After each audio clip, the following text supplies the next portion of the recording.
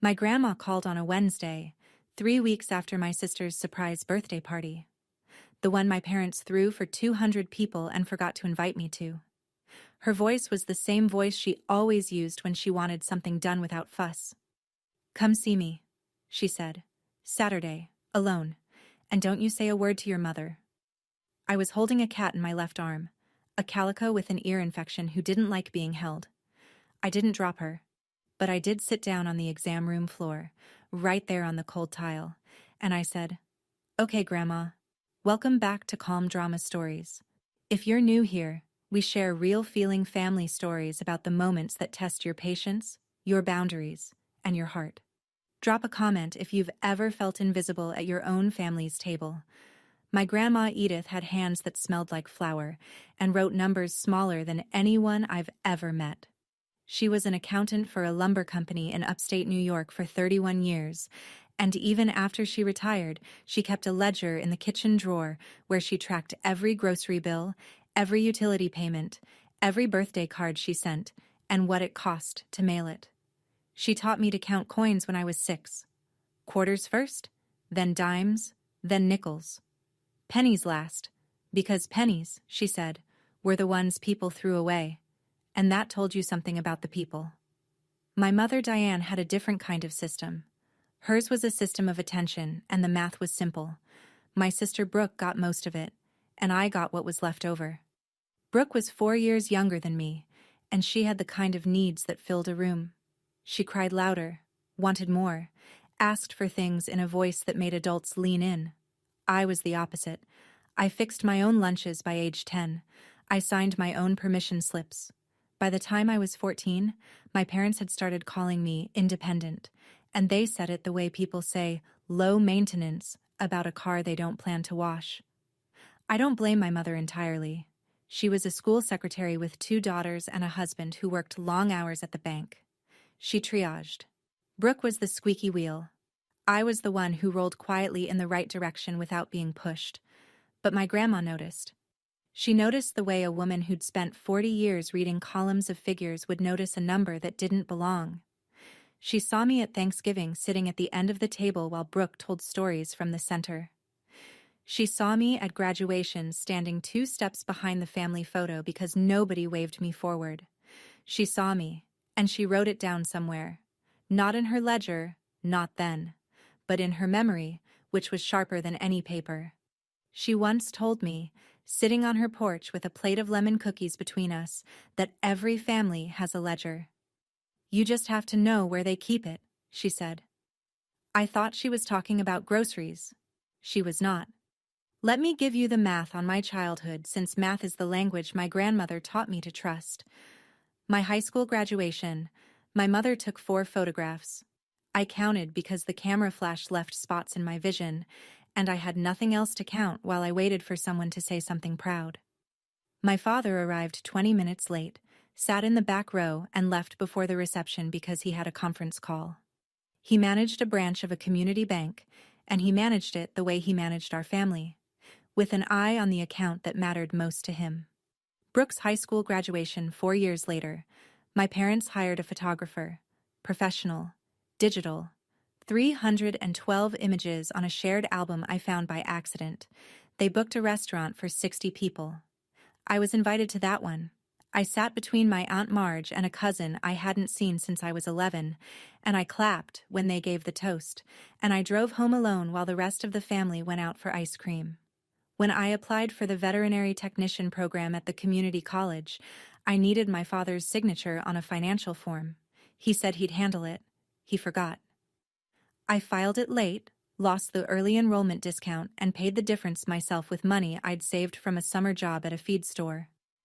When Brooke wanted to attend a summer art intensive 2 states away, my father drove 6 hours each way to drop her off, waited in the parking lot until she was settled, and called her every night for 3 weeks. I didn't keep score. Or maybe I did. But I kept the scorecard in a drawer I told myself I'd never open, the same way my grandmother kept certain receipts in folders she didn't label. The morning of Brooke's surprise birthday party, the one that changed everything, I found out about it the way most people find out about things they weren't meant to know. Somebody posted an Instagram story. A cousin, I think. Balloons in the backyard. A banner with Brooke's name in gold letters. 200 people in the frame, and not one of them was me. I stood in my kitchen and looked at that Instagram story for a long time. The lighting was good. Somebody had strung those paper lanterns you see at outdoor weddings, the kind that glow warm orange when the sun goes down. There was a table with a cake shaped like a painter's palette, because Brooke was a graphic designer, and everyone in my family knew that about her. There was a charcuterie board that must have cost $100. There were faces I recognized, my parents' neighbors, my mother's co-workers from the school district, cousins from both sides, a few of Brooke's college friends I'd met once at a Thanksgiving that ran too long. 200 people. And nobody called me. I could have done a lot of things that evening. I could have called my mother and asked why. I could have sent a text that started with, "Did you forget?" and ended with something I'd regret. But I didn't. I drove to the drugstore on Route 12, the one with the greeting card aisle between the Band-Aids and the toothpaste, and I bought a birthday card for my sister. I wrote it standing at the pharmacy counter, with a pen that skipped on every third word. I told Brooke happy birthday. I told her I remembered the time she was 5 and got bubblegum stuck in her hair, and I sat on the bathroom floor and cut it out with kitchen scissors while she cried. I told her I was proud of her design work. I signed it, Love, Adeline. I sealed the envelope and bought a set of professional drawing pens. The kind with the fine-tip nibs that cost more than I usually spend on myself. Because Brooke was a graphic designer, and I thought she could use them. I mailed it the next morning. My mother called 2 days later. "That was sweet of you, honey. You know how it is. We just ran out of space." Through the phone, I could hear music. Leftover party playlist, maybe, or the TV. Something with a beat that didn't match the conversation. 200 people. And they ran out of space. I said, "I'm glad she liked the card, Mom." I hung up. I went back to work. There was a tabby with a broken leg waiting for me, and broken legs. At least, I knew how to fix. 3 weeks passed. 21 days of feed the cats, drive to clinic, clean the kennels, drive home, read a chapter, sleep. The rhythm of a life nobody interrupts because nobody thinks to. Then my phone buzzed on the stainless steel counter in exam room 2, and the name on the screen was Grandma Edith. That was unusual. My grandmother and I talked, but we talked through layers. She'd tell my Aunt Marge something, and Marge would mention it to my mother, and my mother would relay it to me 3 days late with half the details missing. Or Brooke would visit Grandma on a Sunday and text me afterward. "Grandma says hi. She made cookies." Direct calls from Edith were rare. Maybe twice a year, Christmas and my birthday, and even those had gotten shorter since she turned 85. This was a Wednesday in October. Not Christmas, not my birthday, not anything. I answered with the calico in my left arm. Her name was Peaches, and she was someone's cat who'd come in with an ear infection so bad she'd been shaking her head for a week. Peaches did not like phones, or people, or being held. "Come see me," my grandmother said. No greeting, no how are you. Just the instruction, clean and flat, like she was reading a line item from a balance sheet. "Saturday, alone. And don't you say a word to your mother." 47 seconds. I timed it later, checking my call log because that's the kind of person I am. The kind who checks. The kind who counts. I called her back after I put Peaches in her carrier. She didn't answer. I texted, "Everything okay?" She replied 11 minutes later in the way she always replied, complete sentences, proper punctuation. "Saturday, 10 a.m., bring nothing." I drove home that night with the windows down even though it was October, and the air had that first frost bite to it.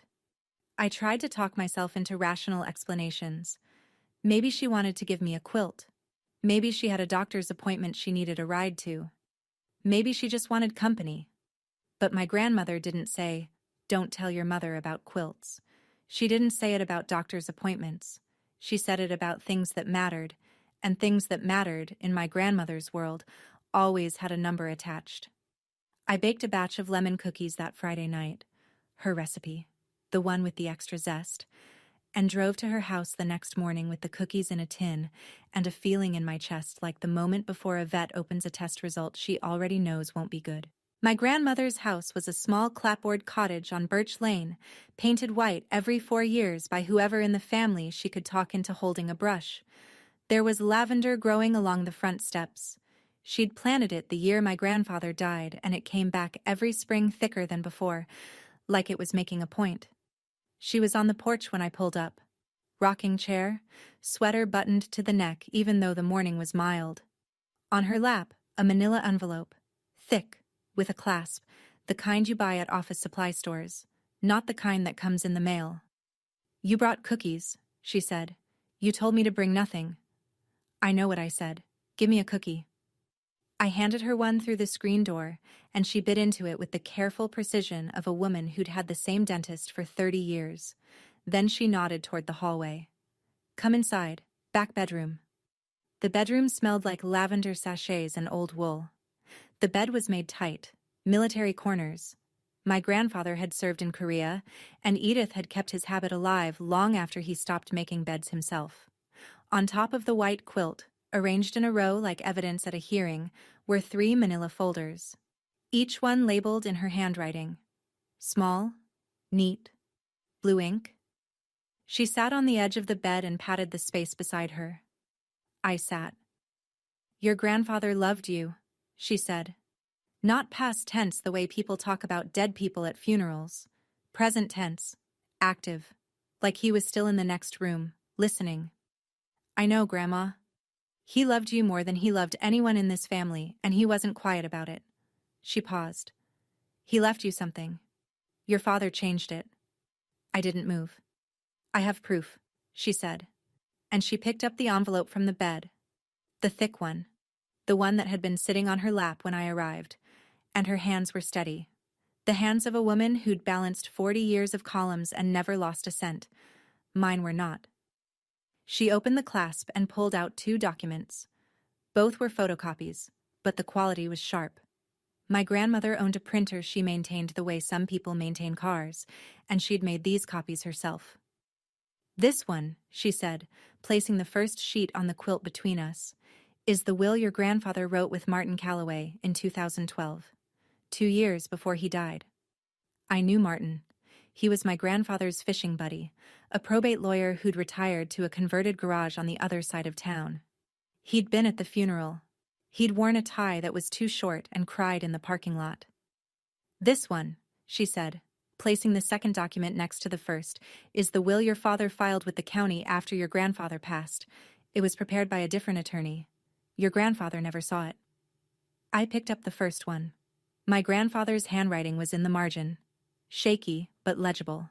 The penmanship of a man who'd farmed his whole life and held a pen the way he held a wrench. In blue ink, next to the section on asset distribution, he'd written, "For Adeline, who never asks for anything. The original will left 70% of his estate to me. The house, the 47 acres of farmland east of Route 9, the savings account at the credit union, $142,000 he'd built up over 60 years of growing timber and raising soybeans. 20% went to my father, 10% to a trust fund for future grandchildren. The second will, the one my father filed, split things differently.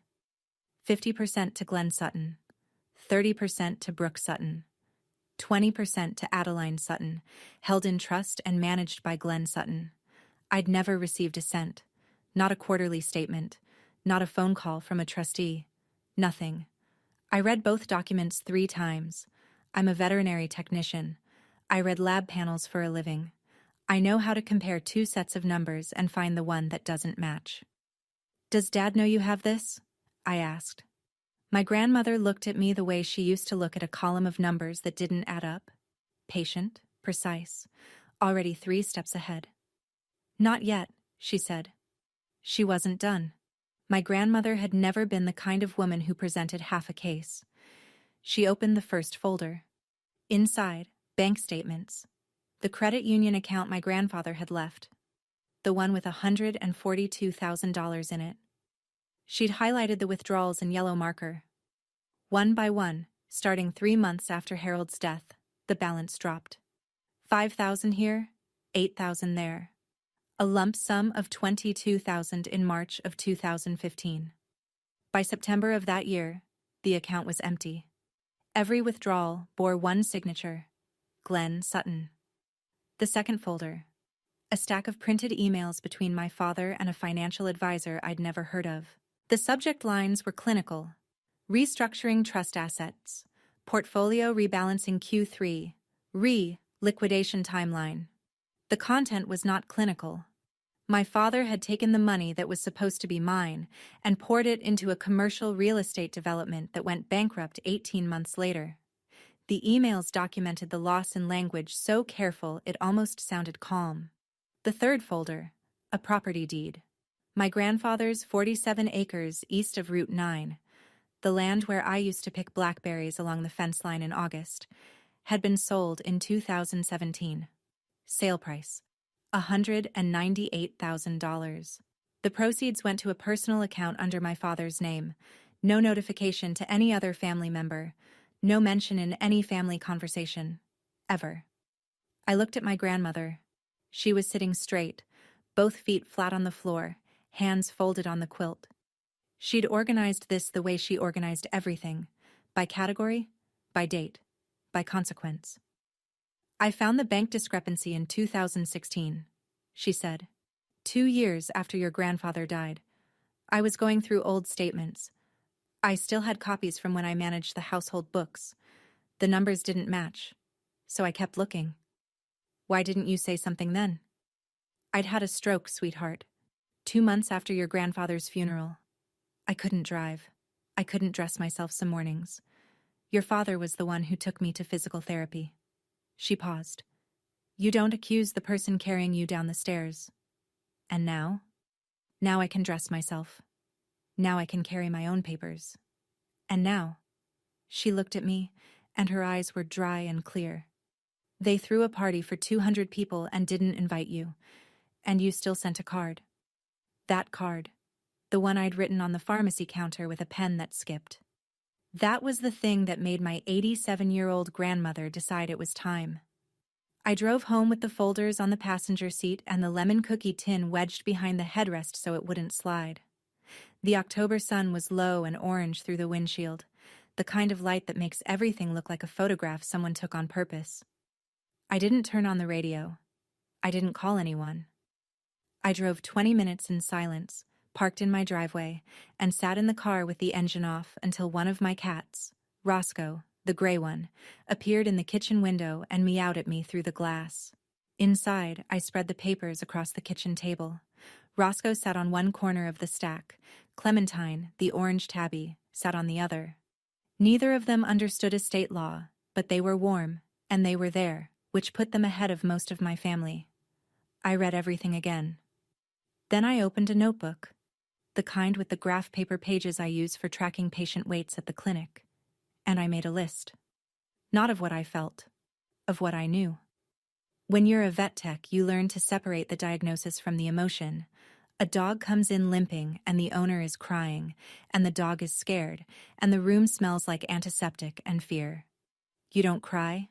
You read the X-ray. You check the margins. You identify the fracture. Then you make a plan. My family had a fracture. It had been there for 12 years, hidden under a cast nobody told me about. I listed my options. Confront my father directly. He'd deny it. Hire a lawyer. I had $800 in savings and a vet tech's salary. Go to the next family dinner and put the documents on the table. Satisfying, but chaotic, and chaos benefits the person with the most to hide. At the bottom of the third folder, my grandmother had paper-clipped a note. One line, written on the back of a receipt from the bakery where she bought lemon filling. Call Martin Calloway. He wrote the original. He'll know what to do. And beneath that, a phone number in her neat blue ink. I picked up my phone. Not to call my father. Not to call my mother. I called the number my grandmother had written on the back of a lemon cookie receipt. Martin Calloway's office was a single-car garage that he'd insulated with plywood and carpet remnants in 1998. There was a desk, a filing cabinet, a lamp with a green glass shade, and a framed photo of him and my grandfather holding a walleye the size of a toddler. The walleye was bigger than the frame. He was 68. Retired, technically. But retirement for Martin meant he stopped billing and started picking his clients based on whether he liked them. He liked my grandmother. He'd liked my grandfather more. "Sit," he said when I walked in. He didn't offer coffee. He looked at the folders I was carrying and said, "Edith called me last week. She told me you'd be coming." Of course she had. I spread the papers on his desk. He put on reading glasses, the kind that sit low on the nose like a professor in a movie. And he read, not fast, not slow. The way a man reads when he already knows what he's looking for but wants to make sure it's as bad as he thinks. "I wrote this will," he said, tapping the original. "Harold came to me in the spring of 2012. Sat right there." He pointed at the chair I was sitting in. He said, "I want Adeline taken care of. She's the one who won't ask." Martin took off his glasses. The amended version, this one, didn't come through me. I never saw it. Glenn used someone in the city. Can we contest it? Statute of limitations starts when the beneficiary knew or should have known about the fraud. You were never notified of the amendment. You were 20 years old when Harold died, away at school, and Glenn was the sole executor. He paused. "The clock hasn't started, Adeline. You're still inside the window." He laid out the plan. He'd send a formal letter to my father, certified, return receipt requested, requesting an accounting of my grandfather's estate. Simultaneously, he'd invite the family to what he called a family estate review at his office. Not a courtroom, not a deposition. A table in a garage with a green lamp and a photograph of a walleye. "Bring everyone who has standing," he said. "Your father, your mother, your sister, your aunt. Anyone with a connection to Harold's estate." He signed the letter right there, at his garage desk, with a pen that had my grandfather's initials engraved on the barrel. He'd kept it for 12 years. Some people keep pens because they're expensive. Martin kept it because of who gave it to him. 5 days later, I was in the grooming bay at the clinic, bathing a golden retriever named Chief, who had rolled in something unspeakable, when my phone buzzed. The screen said, "Dad." My father hadn't called me in 4 months. Not since July, when he'd phoned to ask if I could pick up a prescription for my mother while she was at work. That was the kind of call I got. Logistical. Functional. The calls you make to people you trust to say yes without asking why.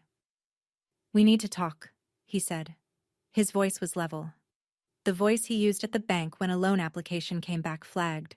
Controlled. But I could hear the effort in the control, the way you can hear a pipe humming right before the pressure gets too high. "As a family, this weekend." "Okay, Dad." I said it the same way I'd said, "Okay, Grandma," 3 weeks earlier. Same word. Same flat tone. Different everything. He hung up without saying goodbye. 30 minutes later, my mother called. "Honey, what's going on?" Her voice had that wispy quality it got when she was confused and trying not to sound scared.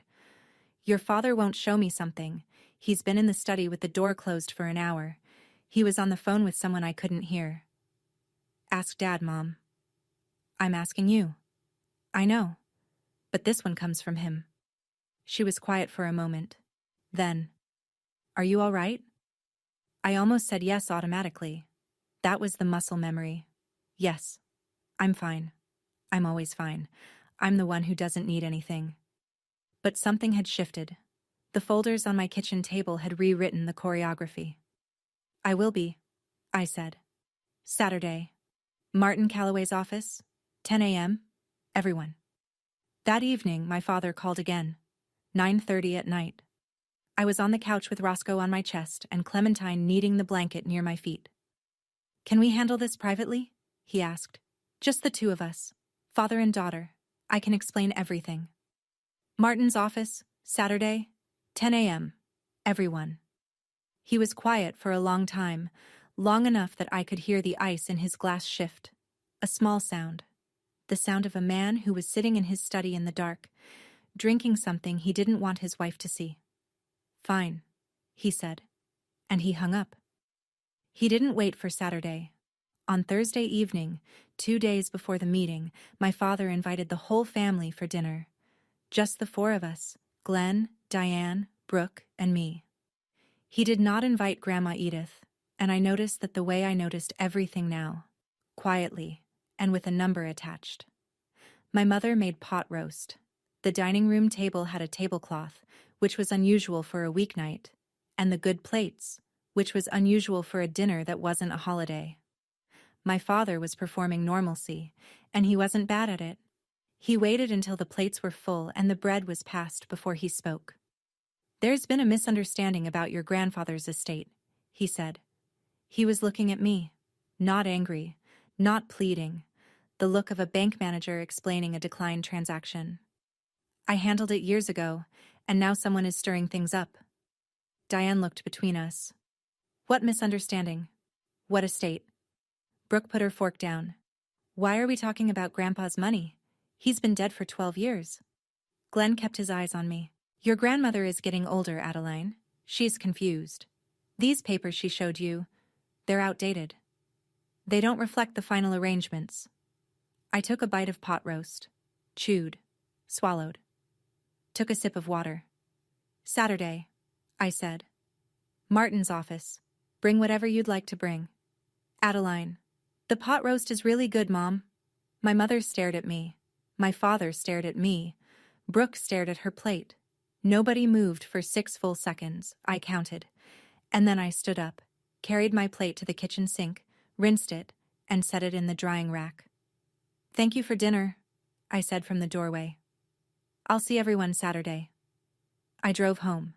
The night was cold, the first real cold of fall, and the headlights caught frost on the shoulders of the road. I turned the heater on and thought about what my grandmother said about ledgers. My father had been keeping one too, a different kind, a ledger of omissions. What he didn't tell my mother, what he didn't tell me, what he didn't tell himself. I didn't finish my plate. Not because I wasn't hungry, because I'd learned something from my grandmother. You don't show your hand at the wrong table. My Aunt Marge called me Friday morning. Marge was my father's younger sister, 3 years younger, a retired dental hygienist, married to a man named Roy, who didn't say much but noticed everything. She lived 2 miles from Grandma Edith and checked on her 3 times a week. "Your father went to see your grandmother yesterday," Marge said.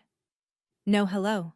The Sutton women, I was learning, opened conversations like accountants opened ledgers, straight to the number that mattered. "How long?" 2 hours. I was there when he arrived. He asked me to leave. I went to the kitchen and made tea. And when he came out, his face was the color of a stop sign, and he didn't look at me. Your grandmother was still in her rocking chair. She hadn't moved. She asked me if I wanted a lemon cookie. I could picture it. My grandmother in her chair, her posture straight, her sweater buttoned, her hands in her lap, and my father standing over her, trying to make a 90-year-old woman with 40 years of accounting experience believe she'd gotten her numbers wrong.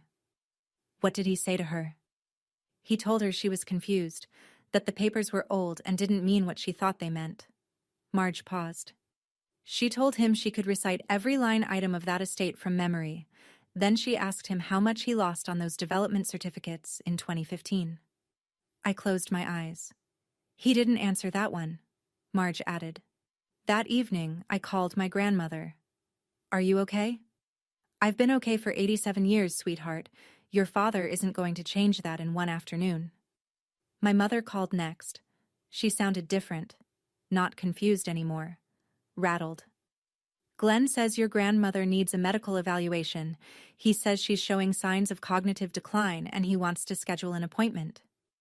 I said nothing for 3 seconds.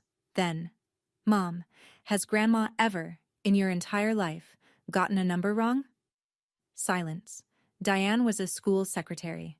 She'd watched Edith balance Christmas budgets and church fundraiser books and property taxes for 3 decades without a single error. "No," my mother said quietly. "Then maybe ask yourself why Dad suddenly thinks she can't count." When a man who manages other people's money for a living tells you his own mother is confused about numbers, you should wonder whose numbers he's really worried about. The night before the meeting, I lay on my couch with Roscoe on my chest and Clementine wedged between my hip and the cushion. The apartment was quiet. The fridge hummed. A car passed on the road outside, its headlights dragging a slow rectangle of light across the ceiling. I thought about calling Martin and telling him I'd changed my mind. I thought about calling my father and saying, "Forget it, keep the money, keep the farmland, keep the story you've been telling yourself for 12 years. I thought about how much easier it would be to go back to being the daughter who never asked for anything. Because that's the thing nobody tells you about confrontation. The hardest part isn't the anger. The hardest part is the doubt that comes the night before. When the house is dark, and the cats are warm, and a small voice in your head says, "Maybe you're the one tearing this family apart." My grandfather used to say something I didn't understand until that Friday night. He'd say it when a storm was coming, and the soybeans needed covering and nobody wanted to go out in the wind. "The truth doesn't break a family," he'd say. "The lie does. The truth just shows you where it was already broken." At 11:14, I checked the clock. My phone lit up. Brooke. My sister almost never called me. She texted sometimes, short messages, "Hey," or "Mom says hi," or a photo of something she'd designed. But calls? Calls were for emergencies and Christmas. "Addie?" Her voice was small, younger than 28. "Did Dad really change Grandpa's will?" I sat up. Roscoe slid off my chest and landed on the cushion with an annoyed chirp. "Come to Martin's office tomorrow," I said. "You'll see everything." I didn't know. She was crying. Not loud. The kind of crying that lives in the throat and barely makes it out. I swear I didn't know. I thought he just wanted to take care of both of us. I thought it was equal. "I know you didn't know, Brooke. Are you angry at me?" "No. That's why I'm not angry at you." She hung up. I stayed on the couch. Roscoe repositioned himself on my lap, and Clementine purred against my ribs, a low vibration like a motor idling. They didn't know what was happening tomorrow. They just knew I was home. I woke at 5:30, fed the cats, made coffee in the dark kitchen with the overhead light off, because the blue-gray light through the window was enough, and I didn't want to disturb the quiet. I showered, dressed. Not fancy, not casual. The navy blouse I'd worn to my first job interview at the veterinary clinic 7 years ago, and a pair of clean khaki pants with a crease I'd ironed the night before. Clothes that said, "I came here to be taken seriously, and I will leave the same way." I drove through town at 7:30, an hour and a half early, because being early is what you do when you've spent your whole life being the one nobody waits for. The morning was sharp. First real frost on the grass, the kind that crunches when you step on it and melts by 9. Fog sat in the low spots along the road. The donut shop on Main Street had its lights on, and the American flag in front of the post office hung flat because there was no wind. Martin's garage office was open when I arrived at 9:30. He'd set up 6 chairs around his desk, arranged in a semicircle, 2 folders on the table, a pitcher of water and paper cups. No flowers, no formalities. The room looked the way a room looks when something important is about to happen and nobody is pretending otherwise. "You ready?" he asked. "No, but that's never been a reason not to show up." He smiled. It was the first time I'd seen him smile, and it looked exactly the way my grandfather's smile looked in the walleye photograph, lopsided, brief, and a little sad. I sat in the chair closest to the window. Outside, the gravel parking lot was empty. A sparrow was sitting on the mailbox. The clock on Martin's wall, an old battery-powered thing with a crack in the glass, read 9:41. At 9:47, I heard a car pull into the lot. The gravel shifted under the tires. That specific sound of small stones grinding against each other, a sound I'd heard 1,000 times in the clinic parking lot but never paid attention to until now. I didn't turn around. I knew the sound of my father's engine. I'd been listening to it pull into driveways and pull out of parking lots my entire life. It had never sounded louder than it did that morning. My father walked in first. He was wearing a suit, charcoal, pressed, the suit he wore to bank functions and funeral viewings. He'd shaved. His jaw was tight. He nodded at Martin the way men nod at each other when they don't want to be the first to speak. My mother came in behind him. Her eyes were swollen. She'd been crying. Not that morning, but recently. The way eyes look when they've been crying for days and have only stopped long enough to drive somewhere. She sat in the chair farthest from my father. I'd never seen her do that before. Brooke was last. She slipped in like a person entering a room they're not sure they belong in. No eye contact. She chose the chair in the corner, near the filing cabinet, and she sat with her hands between her knees. Then the door opened again, and Aunt Marge walked in with Uncle Roy. I hadn't expected them, and from the look on my father's face, neither had he.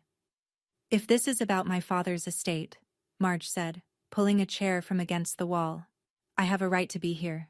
Roy, too." Roy nodded once and sat down. He was a big man, a retired electrician, and his presence in the small garage office made the room feel like it had lost a third of its oxygen.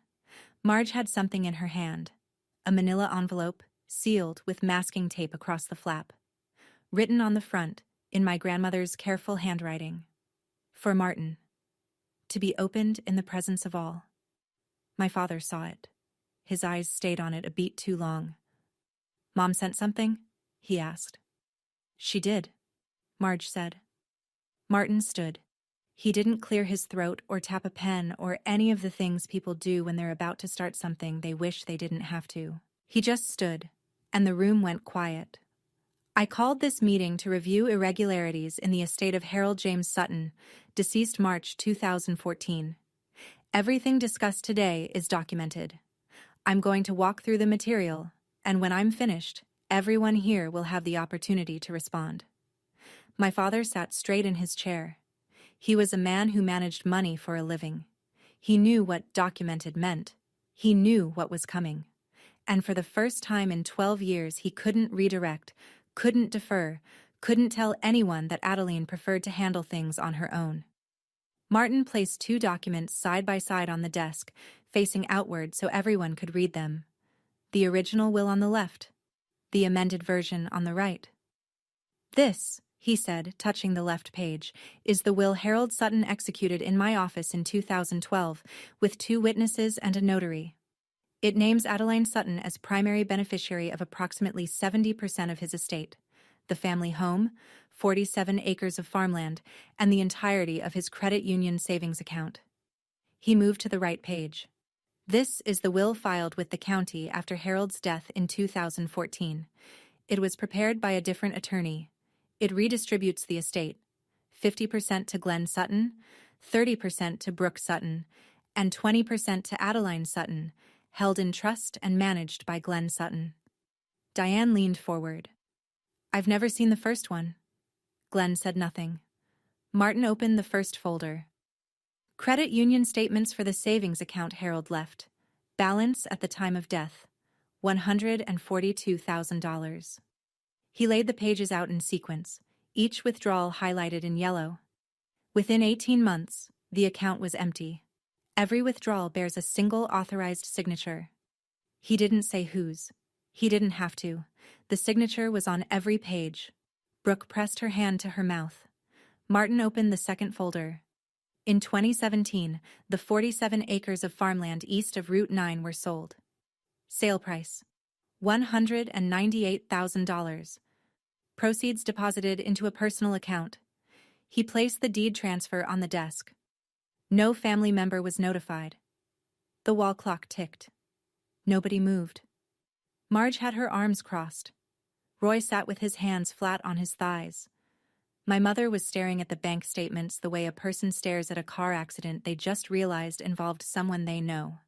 "The original will," Martin said, "named Adeline Sutton as the primary beneficiary of approximately $266,000 in combined assets. The amended will redirected those assets without her knowledge or consent." Glenn's voice, when it came, was flat, practiced. "This was my father's estate. I had a right to manage it." Martin looked at him over his glasses. He didn't raise his voice. He never did. "You had a right to manage it honestly, Glenn, not to take it." The clock ticked 3 more times before anyone breathed. Then Martin picked up Marge's envelope. the one sealed with masking tape, the one my grandmother had labeled in blue ink. He opened it carefully, the way you open something from a person who took care with it. Inside were two things: a handwritten letter on lined notebook paper and a single photocopied document. Martin read the letter aloud. My grandmother's voice came through his. Not literally, but in the rhythm, the precision, the refusal to waste a word. To my family, he read, I have kept silent for 12 years, not out of weakness, but out of preparation. Glenn, you are my son, and I love you. But you took from your daughter what your father wanted her to have. I cannot change what you did, but I can make sure the record is complete. He turned the page. I will not be present today because my body does not cooperate with my wishes, but my memory does. And my memory has a better track record than some people's honesty. Marge let out a sound that was half laugh, half sob. Roy put his hand on her knee. Martin set down the letter and held up the second document. This is a life insurance policy issued in 2010 by a credit union your father was not associated with. The beneficiary is Adeline Sutton. The death benefit is $85,000. It was never claimed after Harold's death. Glenn looked up. I didn't know about that. No, Martin said. You didn't. Because your mother was the one who suggested it to Harold. She opened the policy at a separate institution specifically because she didn't trust what might happen to assets held where you had signing authority. The room absorbed that. My grandmother, 87 years old, recovering from a stroke, dependent on her son for rides to the doctor, had been building a parallel set of books for over a decade. She'd watched. She'd waited. She'd kept her own ledger in a drawer nobody thought to open, and when the numbers finally needed to be read aloud, she sent them in a sealed envelope with masking tape and blue ink. I looked at the letter on the desk. Her handwriting, small, neat. Every letter formed the way a woman who'd balanced 40 years of corporate accounts would form a letter. No crossouts, no corrections. My grandma had spent 12 years building a case the way she'd spent her whole career balancing books, one line at a time. No errors, no shortcuts. My father took off his suit jacket. He folded it once, placed it on the back of his chair, and loosened his tie. Then he pulled the tie off entirely and set it on the desk, where it lay coiled on the wood like a question nobody wanted to answer. I made a mistake, he said. His voice cracked on the second word. Not dramatically, not the way people crack in movies, with a hand over the mouth and a sudden collapse. Just a hairline fracture in the word made, the kind of crack that tells you the foundation has been shifting for years, and this is the first time the wall shows it. I took the money because I thought I could grow it. I found a development opportunity in 2015, a mixed-use project upstate. Commercial on the ground floor, apartments above. I put in $160,000. He paused. I lost almost all of it. The developer filed for bankruptcy. The project was never built. Diane put both hands on the table. You never told me. I couldn't tell you. I couldn't tell anyone. I told myself I'd fix it. Sell the farmland, reinvest, earn it back. I sold the 47 acres and put the money into a different fund. That one didn't collapse, but it didn't grow either. And by then the money was gone, and the land was gone, and I didn't know how to say any of that out loud. He looked at me. I told myself you didn't need it. You had your job, your apartment, your life. You were doing fine. His eyes were wet. You were always doing fine, Adeline, and I let myself believe that meant you didn't need what was yours. I looked at my father. Not the bank manager. Not the man who forgot to sign my financial aid form. The man who taught me to ride a bicycle in the driveway when I was 6, holding the back of the seat with one hand and waving with the other when he let go. The man who came to my vet tech graduation, even if he sat in the back row. For a moment, one long, airless moment, I thought about letting it go. Maybe the money didn't matter. Maybe peace was worth more than $266,000. But then I remembered the party, 200 people, and they ran out of space for me. Dad, I said. I hadn't planned the words. They came the way diagnoses come after you've read the chart 3 times. Clear, unavoidable, and too late to undo. I believe you're sorry. I believe you were scared. But you didn't just take money. I looked at the bank statements on Martin's desk, at the highlighted withdrawals, at the deed transfer, at my grandmother's letter. You took 12 years of my life where I thought my family didn't think I was worth including. Every birthday party I wasn't invited to. Every family vacation I wasn't told about. Every time Mom said we ran out of space. You let that happen. Because if you included me, you'd have to look at me and remember what you did. The room was silent. Diane was crying. Marge was staring at Glenn with an expression I couldn't name, something between pity and fury. You didn't just steal an inheritance, Dad. You stole the story of who I was in this family. You made me the daughter who didn't need anything, because needing something from you would have meant you had to explain why you couldn't give it. You rewrote the narrative, and I believed it. Brooke's head was down. Her shoulders were shaking. You turned Adeline as independent into a family policy so you'd never have to say, I owe Adeline a debt I can't repay. I stopped. I hadn't raised my voice. I'd spoken the way my grandmother spoke, the way Martin spoke, flat, factual, the weight carried by the content, not the volume. Then I turned to Martin. What are the options? He laid them out in a row, the way he'd laid out the documents. Neat, orderly, no ambiguity. Option 1, legal action. I could file a formal complaint for breach of fiduciary duty. Option 2, a mediated settlement. Glenn repays what he took, over time, with documentation. Option 3, a family agreement, drawn up by Martin, signed by all parties. I don't want to sue my father, I said. I looked at Glenn. He was staring at the table, at the tie he'd taken off, at the pen with my grandfather's initials that Martin had placed beside the folders. But I want every cent accounted for, in writing, with a repayment plan. Glenn looked at me. His eyes were red and his hands were flat on his thighs. He looked at me like he was seeing me, really seeing me, for the first time in 12 years. If you've ever sat at a family table where your chair was the one that didn't quite fit, the one they borrowed from the other room, or the one they forgot to set a plate for, you know what it feels like to be included as an afterthought. I didn't tell this story to punish my father.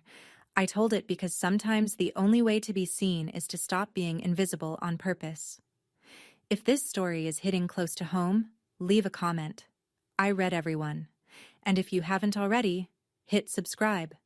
These stories come from real places, and they're not going anywhere. My mother spoke next. She wiped her eyes with the heel of her hand, not a tissue, not a napkin, just the bare palm, the way women do when they don't care anymore who sees.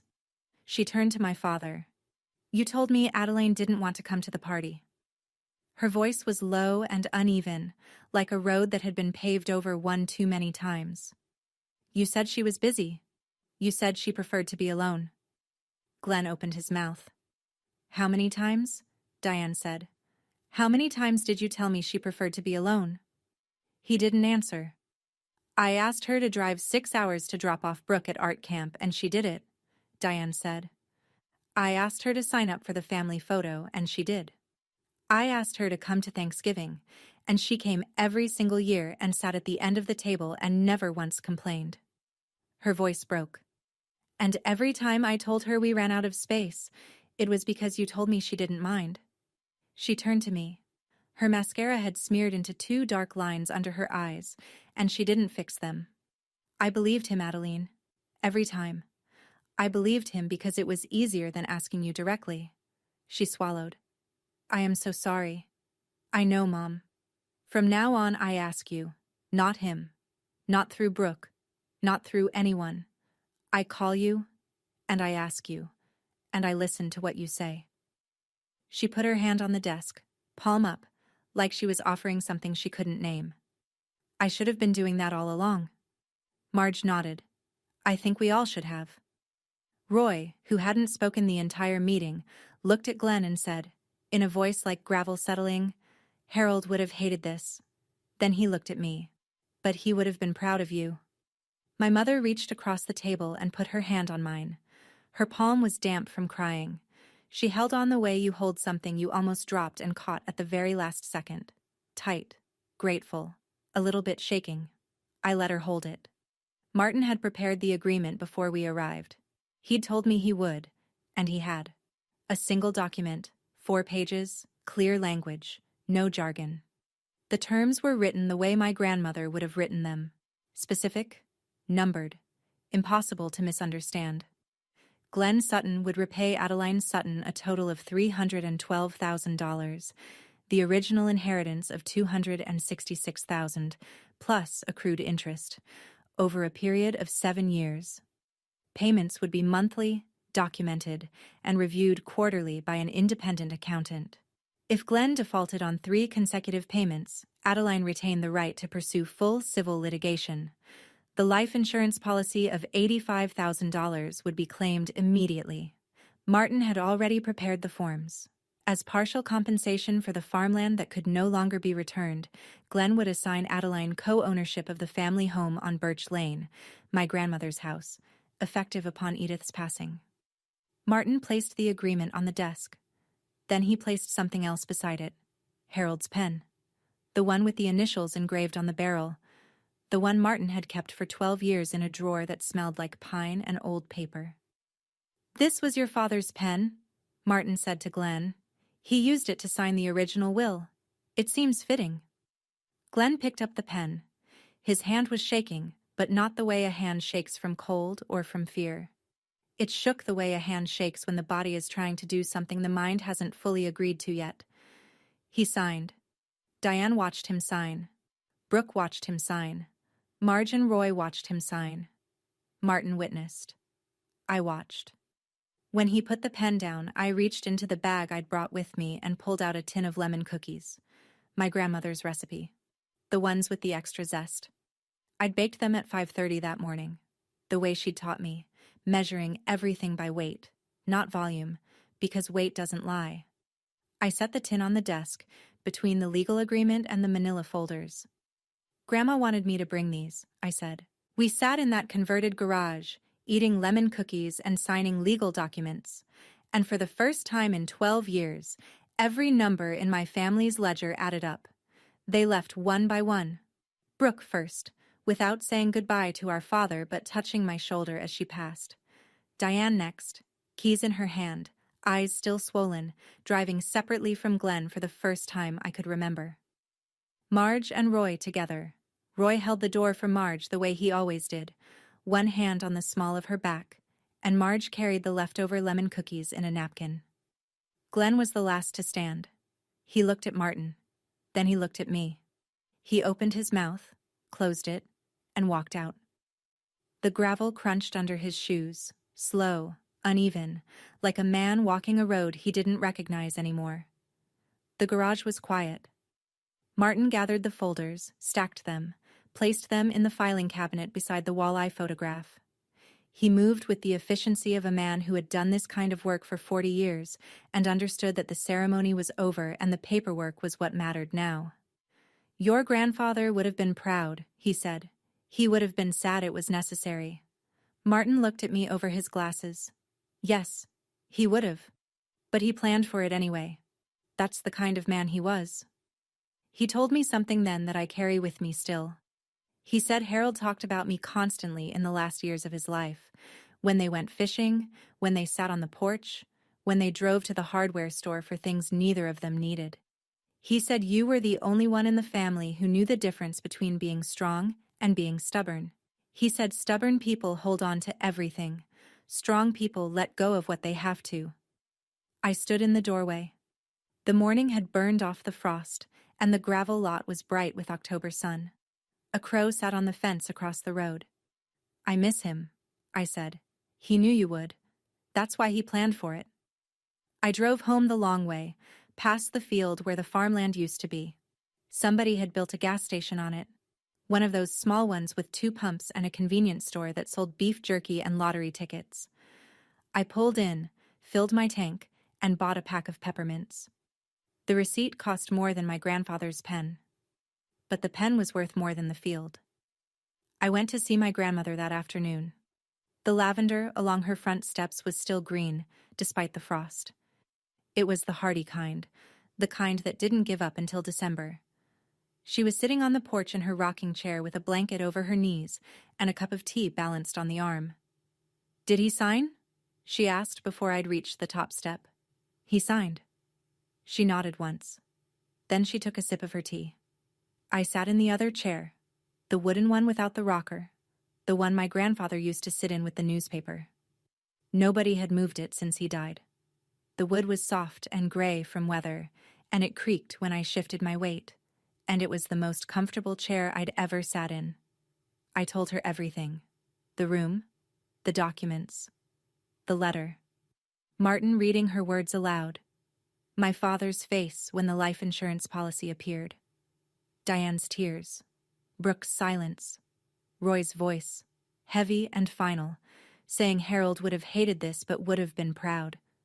My grandmother listened the way she always listened, without interrupting, without nodding, without any of the small, encouraging sounds people make when they're more interested in being seen listening than in actually hearing.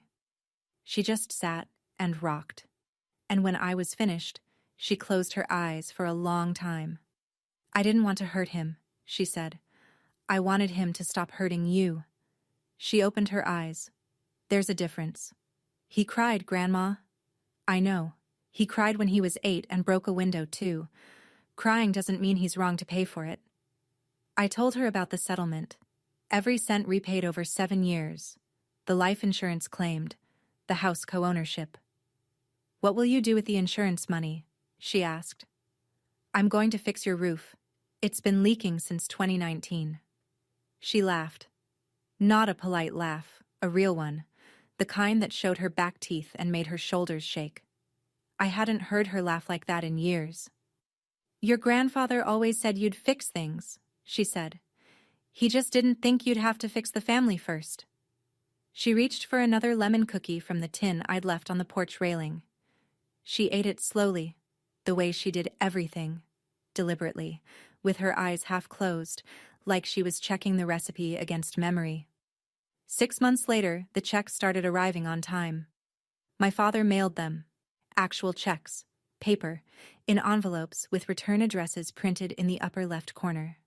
He could have set up a bank transfer. He chose to write them by hand. I didn't ask why. I thought I knew. Some debts require the weight of a pen. He was quieter at family gatherings. Not absent. He came to everyone. Thanksgiving. Christmas. Brooke's birthday, which was not a surprise party that year but a dinner at a restaurant where everyone was invited and everyone's name was on the reservation. He brought dessert each time, store-bought pie, the kind with the plastic dome lid. He set it on the table without ceremony and sat down and didn't try to lead the conversation the way he used to. My mother called me every Sunday evening. She asked about my cats. She asked about the clinic. She asked if I'd read anything good lately. Small questions, weekly questions, the kind of questions that don't seem like much individually but add up to something over time, the same way pennies add up if you don't throw them away. Brooke sent me something in the mail 3 months after the meeting. A card, handmade. She'd drawn the front herself. A small watercolor of 2 cats sitting on a kitchen table, one gray, one orange. The pens she'd used were the ones I'd given her for her birthday. The ones from the drugstore on Route 12. Inside, in her own handwriting, "I'm sorry I never noticed. I'm learning to." I put the card on my fridge, next to a photo of my grandfather holding a walleye and a photo of my grandmother on her porch. The insurance money came through in January. I used part of it to fix Grandma Edith's roof. 3 days of work by a crew from town, new shingles, new flashing around the chimney. Part of it went to a down payment on a used pickup truck, because my Honda was 12 years old and burned oil on hills. And $5,000 went to the animal shelter where I'd adopted Roscoe and Clementine, because some debts are owed to the places that gave you what you needed before you knew you needed it. I didn't get a party with 200 people. I got something different. A family that finally counted me in. A few weeks after the roof was finished, I was helping my grandmother reorganize her front room. She'd decided to move her bedroom downstairs. The stairs were getting harder, and she was practical enough to admit it before anyone had to suggest it. So we carried boxes and rearranged furniture and argued about where to put the bookshelf, which she wanted by the window and I wanted against the interior wall because the window leaked cold air in February. She won. She always did. In the bottom drawer of her writing desk, the one with the brass handles she polished every spring, I found a ledger. Not a financial one. Not the kind she'd kept at the lumber company. This one was smaller, cloth-bound, with a green cover that had gone soft at the corners from years of handling. I opened it. The first page had dates going back to when I was 7 years old. Birthdays, holidays, visits, and next to each entry, a note. Not about money, about me. Adeline fixed the kitchen faucet. No one asked her. Adeline drove Edith to the eye doctor, brought lemon cookies. Adeline sent birthday card to Brooke, postmarked one day early. Adeline called Sunday, asked about the garden. Adeline came to Thanksgiving, sat at the end, stayed for dishes. Page after page. 2 full pages at the end, the handwriting a little shakier but still legible, still precise. A list titled, "In my grandmother's neat blue ink, Things Adeline has done without being asked." The last line was written in red ink, the only red ink in the entire ledger. A single sentence, underlined once. She never asked for anything. That is why she deserves everything. I closed the ledger. I placed it back in the drawer, exactly where I'd found it, because it was hers, and some records belonged to the person who kept them. Then I walked out to the porch and sat in my grandfather's chair. The lavender was still blooming. The roof no longer leaked. And somewhere inside the house, my grandmother was humming a song I hadn't heard since I was 6 years old. The one she used to hum while teaching me to count. If you're still here, thank you. This story came from a place I don't visit often, but I think some of you know that place too. If you grew up being the one who was supposed to be fine, the one who didn't need anything, the one who was always doing great on her own, I see you. You matter. Your name belongs on the list. If this story meant something to you, leave a comment. Share it with someone who needs to hear it. And check the description below for more stories like this one. I'll see you in the next one.